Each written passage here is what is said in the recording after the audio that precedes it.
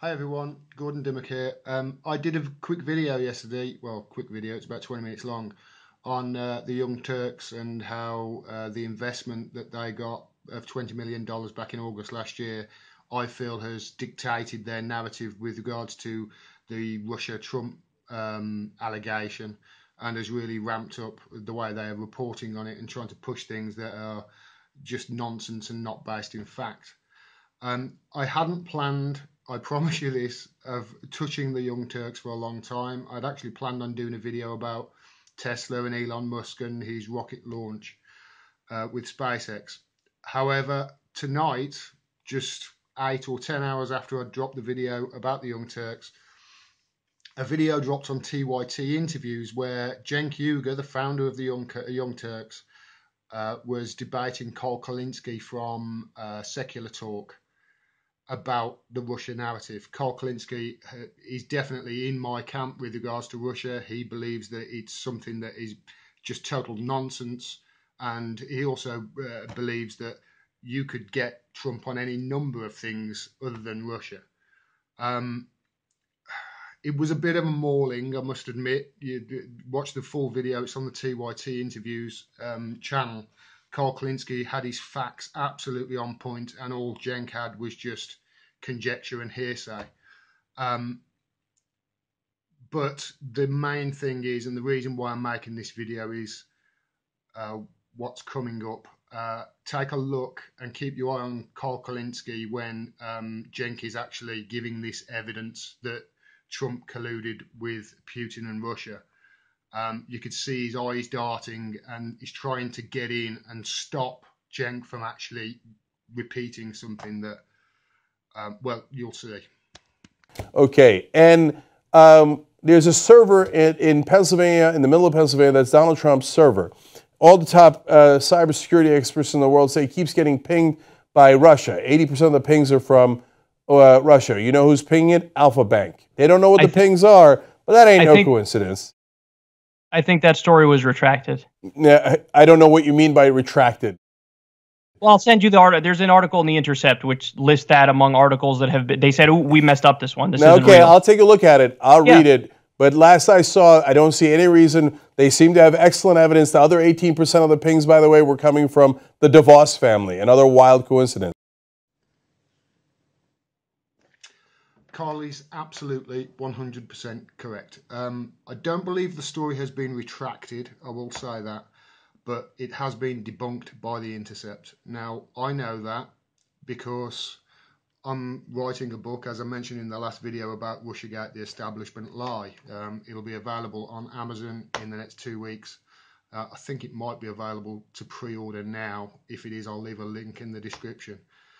However, let me just read you this segment that I wrote a few weeks ago on this very story in amongst about 10 or 12 stories that have been debunked on Russia. I wrote, around the same time as the New York Times were publishing the 17 agencies exaggeration, you may remember that, it turned out to be 3. That didn't stop Bill Maher on Real Time repeating it almost every week since that. The online current affairs magazine Slate.com reported that the Trump organization had a secret server that it used to communicate with the Alpha Bank in Russia. The server turned out to be used for nothing more than sending out emails on Trump's business interests, such as promotions for his hotels, golf courses, and other investments. It was total conjecture and not well researched. However, that didn't stop it being alluded to by other mainstream news organisations, and at one point even referenced in a scathing tweet by Hillary Clinton herself, which stated that the server was, quote, this is taken directly from Hillary Clinton's Twitter feed, quote, set up to communicate with a Putin-tied Russian bank called Alpha Bank, end quote. That's what Cenk is referencing. I'll leave the link to the article to the Intercept underneath that debunks it. It's even got emails that the server was used for.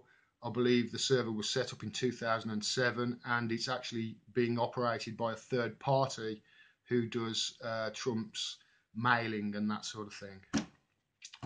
This is what you get with this Russiagate nonsense. What happens is, we were told long ago that by all the mainstream news agencies, and TYT jumped on the bandwagon very quickly, that Trump is Putin's puppet and he's beholden to Russia. We've seen no evidence of that at all. Any evidence that has come to light is pushed really, really hard. Sorry about that. Some change fell off my computer. It's pushed really, really hard. It's 24 hours breaking news. It's Wolf Blitzer. It's Jake Tapper. Or, and then they have a panel of people talking about it and coming up with their own theories on what's happened. And then the next day, it's another story, another story. But 10 days later, the story that they reported on and had their hour segment gets retracted or debunked. And there's a 2-minute segment somewhere at 3:30 in the morning just explaining the situation. So people don't know where they stand. The problem with all of this is it's letting the DNC off the hook. It can't be. I can't make it clearer than that. And a progressive will know this is exactly what's happened. It's letting the DNC off the hook for rigging the primary and then running a terrible candidate which lost to Donald fucking Trump. It's letting them off it totally. The people of America, and I've got many friends in America who I talk to on a regular basis, they're saying, what about Medicare for all? These medical expenses are killing us. And the DNC are saying, yeah, but Trump's Putin's puppet. Vote for us. Well, what about the prisoners for profit system? I've got friends banged up for marijuana use still. Yeah, but Trump is Putin's puppet. Vote for us. And you can go on and on and on with all of the progressive things and the things that the majority of Americans want and desperately want. They're hurting. And the DNC don't want to do that because their donors won't let them, because their donors will lose money. If you're getting money from people who are making investments in the prisons for profit system and locking people of colour up for marijuana use, then legalising it, it's going to cost them money and the funding is going to stop. So the DNC can't do that. All they've got, the only arrow in their bow, the only string in their bow, or whatever the saying is, all they've got is Russia, Russia, Russia. If you really wanted to go after Trump, there was, as Kyle Kulinski correctly says in that video, it was brilliant. I suggest you watch it. He was on point with everything.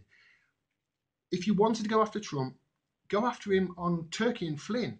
Go after him on Kushner and Israel. Go after him on Saudi and the 8 businesses Trump set up in Saudi Arabia and then did a multi-billion-dollar arms deal with them when he actually became president. Go after him all. There's evidence there. There's no evidence of Russia whatsoever. And Cenk has just fallen into the worst trap for a journalist. Cenk Uyger, let's not forget, is the founder of the largest online media corporation in the world. Online, it is bigger than MSNBC. It's bigger than CNN. It's bigger than Fox. It blows them out of the water. And he has referenced a story that has been totally debunked by The Intercept. And one of the reporters who wrote the Intercept article was Lee Fang. Now, if you know anything about The Intercept, you'll know Lee Fang is an excellent journalist. He's up there. He's one of the best. And Cenk has just fallen into that trap. Journalists just keep doing it over and over and over again, trying desperately to prove a narrative that they gave 18 months ago. I feel embarrassed for him. He needs to come out and he needs to say, okay, I made a mistake. I've done this debate. I'm humble enough to say, Kyle made some excellent points. I'm going to cool my jets. I'm going to wait for the Mueller investigation to finish, and then we're going to report on it. And in the meantime, we'll do reports on Flint. We'll do reports on, any number of things that actually affect the American people. But he won't do that, will he? He'll just go, okay, I was wrong about that, but blah, blah, blah, blah, blah. And just bring up several other things that have not been proven. Journalists are not meant to do this. He's referencing Slate.com, a magazine. He might as well be Cosmopolitan. This is what they're doing. They gave you the story 2 years ago that Trump is, or 18 months ago, that Trump is Putin's puppet. And now they're desperately scrambling to find any evidence. That's not the way journalism should work. Journalism, if you don't know, they've got a code of practice. I'm not a journalist, by the way, and even I know this. You get a source for a story, but you don't run the story based on one source. You have to get another source that corroborates the first person. And then once you get the second person corroborating, then you've got enough to say, right, let's publish a story. Here's the evidence. Let's present it to the people. You don't say Putin has got Trump in his pocket and then spend the next 18 months trying to desperately prove what you've said is correct. That's just totally wrong. And it's not just TYT. I've only brought up TYT as an example just because I've just done a video on them and it just proves what I said in that last video. It's absolutely 100% correct.